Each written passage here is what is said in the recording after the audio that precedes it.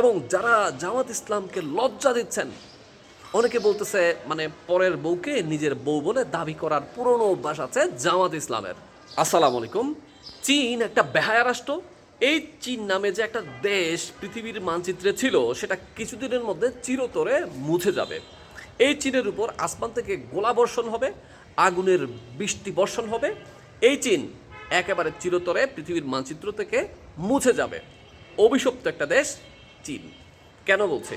আমরা জানি গতকালকে চীন সরকারের উদ্যোগে বাংলাদেশের ঢাকাতে গরিব দোস্ত পরিবারের মধ্যে ঈদ সামগ্রী বিতরণ করা হয়েছে।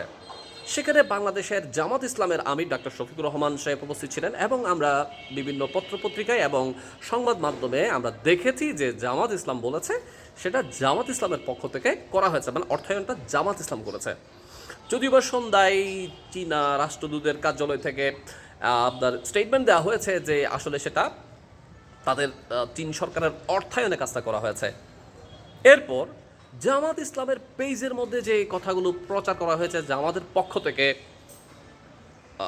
গরিবদের মধ্যে ঈদ সামগ্রী বিতরণ করা হয়েছে, সেটা তারা বারবার এডিট করছে। আর সাংবাদিক জুলকারনাইন সায়ের সাহেব সেটা এডিট যে করছে, বারবার করে এডিট হিস্ট্রিটা স্ক্রিনশট দিয়ে মানুষের সামনে প্রচার করছে। এতে জামাত ইসলামের মান সম্মান ইজ্জত ক্ষুণ্ণ হচ্ছে। জামাতের যারা কর্মী আছেন তারা লজ্জিত হচ্ছেন। বিশেষ করে জামাত ইসলামের আমির ডাক্তার শফিক সাহেব বারবার সেটা লজ্জিত হচ্ছেন বলে আমি বিশ্বাস করি। তো দেখুন, আপনি যখন সাধারণ কোনো মানুষের সাথে পাঙ্গা নেন তাহলে আপনার বেঁচে থাকার একটা হয়তো উপায় থাকতে পারে। আপনি যখন কোনো জিন্দা ওলির সাথে, তেমন একটা সাদা দাড়িওয়ালা ডাক্তার শফিকুর রহমানের মতো একজন জিন্দা টাটকা ফ্রেশ আল্লাহর ওলির সাথে যখন আপনি বেয়াদবি করেন, তাকে লজ্জিত করার চেষ্টা করেন, তাহলে আসমান থেকে ওই ব্যক্তির উপর, ওই জাতির উপর গজব নাজিল হয়, সেই জাতি ধ্বংস হয়ে যায়। আর যারা জামাত ইসলাম না হয় চেয়েছিল একটু ক্রেডিট নেওয়ার জন্য, এতে দোষের কি? তো এই যে জামাত ইসলামকে যারা লজ্জিত করছে, যদিও বা বাংলাদেশের মানুষ বা সবাই জানে যে সেটা জামাত ইসলাম ক্রেডিট নিতে চেয়েছে, না হয় ক্রেডিট একটু নিতে চেষ্টা করেছে আর কি ভাই। এই জন্য জামাত ইসলাম যে নিজের অর্থায়নে করে নাই, যে সেটা চীন সরকারের পক্ষ থেকে করা হয়েছে, এটা বলে যেটা প্রকাশ করে দিয়ে চীন যে অপরাধ করেছে, যেই কি বলবো গুনাহ করেছে, কবিরা, এটা গুনাহে কবিরা বলা যায়, এই যে কবিরা গুনাহ যে করেছে, এর জন্য চীন সরকারের উপর আসমান থেকে গজব নাজিল হবে বলে আমি বিশ্বাস করি। এবং যারা জামাত ইসলামকে লজ্জা দিচ্ছেন, অনেকে বলতেছে মানে পরের বউকে নিজের বউ বলে দাবি করার পুরনো অভ্যাস আছে জামাত ইসলামের।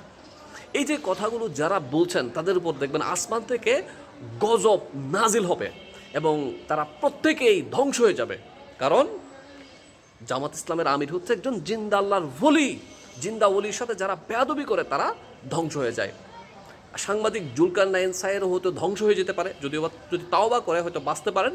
না হয় এই যে মানুষের সামনে প্রকাশ করে দিচ্ছে, এই যে স্ক্রিনশটগুলো বারবার দিচ্ছে, এডিট হিস্ট্রি যে বারবার দিচ্ছে, যেটা আপনারা স্ক্রিনের উপর দেখতে পাচ্ছেন, এই যে জামাত ইসলাম লজ্জিত হচ্ছে, একজন জিন্দা ওলি যে লজ্জিত হচ্ছে, জামাতের যে বদনামি হচ্ছে, এই জন্য দেখবেন আপনাদের উপর গজব পড়বে।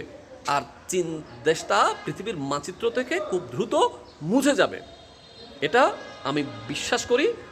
আমি মনে করি মানুষের উচিত হয় নাই যে জামাত ইসলাম যে নিজের অর্থ ব্যয় না করে একটা ক্রেডিট নিতে চেয়েছে, এটা যে মানুষের সামনে আপনারা ফাঁস করে দিচ্ছেন বারবার করে, আপনাদের উপর গজব পড়বে।